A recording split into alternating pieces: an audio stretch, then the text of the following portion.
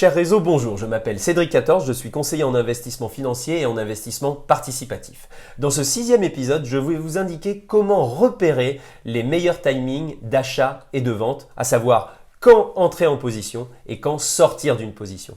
Alors pour rappel des épisodes précédents, le timing d'une sortie de position sera différent selon notre profil, que l'on soit investisseur ou trader.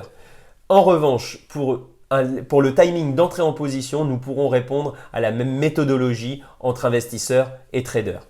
Donc ce qu'il faut retenir, c'est qu'il existe 4 grandes phases dans l'évolution des cours boursiers, phases qui sont cycliques et que vous pourrez reconnaître sur chaque unité temporelle que vous affichez, que ce soit du mensuel, de l'horaire ou du journalier. Donc nous avons la phase 1. Qui est une phase de consolidation qui intervient après une phase de baisse. Donc cette phase de consolidation va permettre à l'action, entre guillemets, de reprendre ses forces avant de démarrer une nouvelle dynamique haussière. Nous assistons alors à un combat acharné entre acheteurs et vendeurs sans qu'aucun d'eux ne parvienne à prendre l'avantage. Ensuite, on a la phase 2, c'est la phase de hausse ou d'expansion. Donc nous aurons tout intérêt, comme vous en doutez, à détecter au plus tôt l'entrée de l'action dans cette phase-là afin de pouvoir s'assurer du meilleur timing d'entrée en position. Ensuite, nous avons la phase 3 qui est une phase de consolidation mais cette fois-ci qui intervient après une phase de hausse. Donc cette phase de consolidation va précéder 2 possibilités, soit une nouvelle phase haussière, soit l'entrée en phase baissière.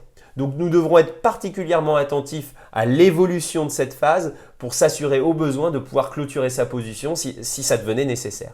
Et enfin, nous avons la phase 4, la phase de déclin ou de baisse.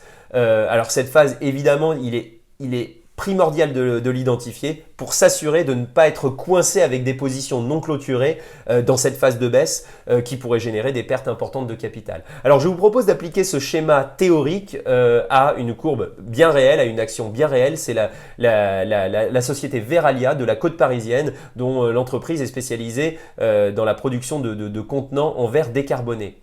Donc les quelques exemples sur lesquels j'ai fait les focus vous permettent de reconnaître et d'appliquer à une courbe réelle ces phases 1 à 4, traduisant ces notions de cyclicité dans l'évolution des cours boursiers.